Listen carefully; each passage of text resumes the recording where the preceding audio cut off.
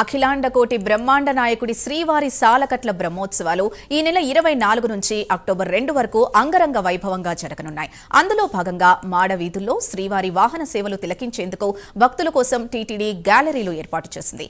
24న రాష్ట్ర ప్రభుత్వం తరపున ఏపీ సీఎం చంద్రబాబు స్వామివారికి పట్టు వస్త్రాలు సమర్పించనున్నారు. ఇక శ్రీవారి సాలకట్ల బ్రహ్మోత్సవాలపై మరింత సమాచారం తిరుమల నుంచి మా ప్రతినిధి సునీల్ అందిస్తారు. అఖిలాండ కోటి బ్రహ్మాండ నాయకుని బ్రహ్మోత్సవాలు అంగరంగ వైభవంగా ప్రారంభం కానున్నాయి. ముఖ్యంగా శ్రీవారి సాలకట్ల బ్రహ్మోత్సవాలకు సంబంధించి ఈ నెల 23న అంకురార్పణ జరగనుంది. అంకురార్పణ తర్వాత 24వ తేదీ నుంచి అక్టోబర్ 2వ తేదీ వరకు శ్రీవారి సాలకట్ల బ్రహ్మోత్సవాలు అంగరంగ వైభవంగా జరగనున్న నేపథ్యంలో ఇప్పటికే టీటీడీ ఏర్పాట్లు భారీ స్థాయిలో చేస్తున్న పరిస్థితి ఉంది. మనం చూస్తున్నాం పూర్తిగా ఏదైతే బ్రహ్మోత్సవాలకు సంబంధించి భక్తులకి అంటే ఎటువంటి ఏర్పాట్లు చేస్తున్నారనే దానిపై ప్రధానంగా చూడొచ్చు. ఎందుకంటే భక్తులు స్వామివారిని వాహనాలని తిలకించేందుకు ప్రత్యేకంగా గ్యాలరీలు ఏర్పాటు చేసిన పరిస్థితి ఉంది. ముఖ్యంగా ఏదైతే ఈరోజు పూర్తిగా అంటే ఈ బ్రహ్మోత్సవాలకు ముందు వచ్చేటువంటి మంగళవారం కోయిలాల్వారి తిరుమంజనం చేస్తారు. ఆ తర్వాత మరుసటి ఇది అంటే బ్రహ్మోత్సవాలకి సంబంధించి వాహన సేవలు చూసుకున్నట్లయితే ఉదయం 8 గంటల నుంచి 10 గంటల వరకు కొనసాగుతుంది. రాత్రి సాయంత్రం 7 నుంచి 9 గంటల వరకు ఈ బ్రహ్మోత్సవ వాహన సేవలు ఉంటాయని చెప్పేసి ఇప్పటికే టీటీడీ అధికారులు తెలిపిన పరిస్థితి ఉంది. ముఖ్యంగా ఏదైతే మనం చూస్తున్నాం 24వ తేదీ సాయంత్రం 5:30 నుంచి సాయంత్రం 6:15 మధ్య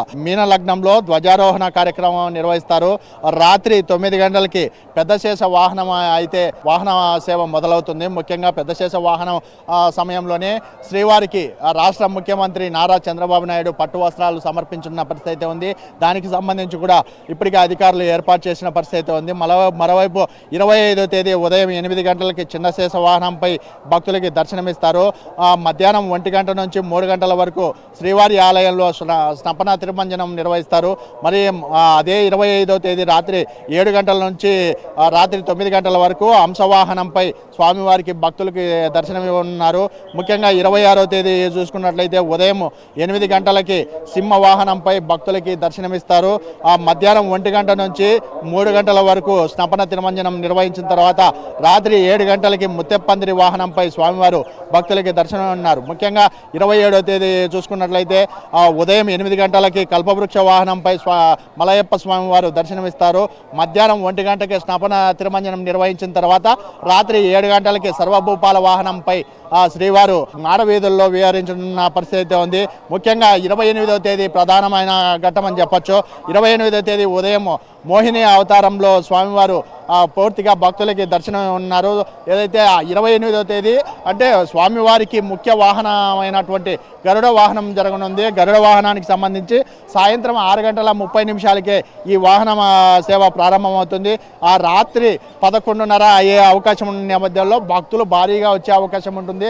దానికి సంబంధించి కూడా మనం చూస్తున్నాం ఏదైతే గ్యాలరీల్లో ఎక్కడ భక్తులు దర్శనం చేసుకోవాలి అనే దాన్ని కూడా పూర్తిగా ఒక్కొక్క గ్యాలరీకి సపరేట్ నంబర్లను పెట్టి ఏర్పాటు చేసిన పరిస్థితి ఉంది. మరోవైపు 29వ తేదీకి సంబంధించి చూసుకున్నట్లయితే ఉదయం 8 గంటలకి హనుమంత వాహనంపై భక్తులకి దర్శనం ఉన్నారు. సాయంత్రం 4 గంటలకి అదే రోజు అంటే 29వ తేదీ రోజే సాయంత్రం 4 గంటలకి స్వర్ణరథంపై స్వామివారు ఊరేగనున్నారు. మరోవైపు రాత్రికి గజవాహనంపై భక్తులకి దర్శనం ఉన్న పరిస్థితి ఉంది. మరోవైపు 30వ తేదీకి సంబంధించి చూసుకున్నట్లయితే ఉదయం 8 గంటలకి సూర్యప్రభ వాహనం ప్రారంభం కానుంది. అంటే ఉదయం 8 గంటలకు అయినప్పటికీ తెల్లవారుజామున 4 గంటలకే శ్రీవారి ఆలయంలో నుంచి స్వామివారు మాడవీధుల్లోకి చేరుకుంటారు. ఉత్తర మాడవీధికి చేరుకున్న తర్వాత సూర్యకిరణాలు స్వామివారి వాహనంపై పడిన తర్వాత వాహన సేవ మొదలవుతుంది. మళ్ళీ రాత్రికి చంద్రప్రభ వాహనం 7 గంటల నుంచి 9 గంటల వరకు కొనసాగిస్తారు. మరోవైపు 1వ తేదీ చూసుకున్నట్లయితే ఉదయం 7 గంటలకి స్వామివారి రథోత్సవం అంటే ఏదైతే మనం చూస్తున్నాం రథం ఆ రథానికి సంబంధించి కూడా ఏర్పాట్లు పూర్తి స్థాయిలో జరుగుతున్న పరిస్థితి ఉంది. కేవలం ఇంకా 10 రోజుల వ్యవధి మాత్రమే ఉంది. ఈ 10 రోజుల వ్యవధిలో పూర్తిగా రెడీ అయిపోవాలి కాబట్టి రథాన్ని కూడా పూర్తి స్థాయిలో రంగులు వేస్తూ సిద్ధం చేస్తున్న పరిస్థితి ఉంది. 1వ తేదీ రథోత్సవం నిర్వహిస్తారు. 1వ తేదీ రాత్రి 7 గంటల నుంచి 9 గంటల వరకు అశ్వవాహన సేవ నిర్వహిస్తారు. మరోవైపు 2వ తేదీ ప్రధాన ఘట్టం అని చెప్పొచ్చు. ఎందుకంటే శ్రీవారికి చక్ర తల్వార్ అంటే చక్ర స్నానం స్వామివారి కోనేటిలో ఉన్నటువంటి మునిగితే ఎన్నో పాపాలు తొలగిపోతాయని చెప్పేసి భక్తులు నమ్ముతారు. అటువంటిది చక్రస్నాన ఘట్టం ఏదైతే రెండవ తేదీ నిర్వహిస్తారు. ముఖ్యంగా దానికి సంబంధించి రెండవ తేదీ పూర్తిగా నిర్వహించిన తర్వాత ముఖ్యంగా స్వామివారి బ్రహ్మోత్సవాలు ముగిసే అవకాశం ఉంటుంది. ఆ బ్రహ్మోత్సవాలు ముగిసే రాత్రి అంటే ఏదైతే రెండవ తేదీ రాత్రి జరగనున్నటువంటి ధ్వజ అవరోహణంతో ఈ బ్రహ్మోత్సవాలు పూర్తి స్థాయిలో సమాప్తం అయ్యే అవకాశం ఉంది. దీనికి సంబంధించి బ్రహ్మోత్సవాలకు సంబంధించి పూర్తిగా ఇప్పటికే టీటీడీ ప్రత్యేక ఏర్పాట్లు చేసింది. భక్తులకు సంబంధించినటువంటి లడ్డూలు కూడా ఎప్పటికప్పుడు పూర్తి స్థాయిలో అదనపు స్టాక్ ఉంచుకోవాలని చెప్పేసి అధికారులకు అయితే ఆదేశాలు జారీ చేశారు.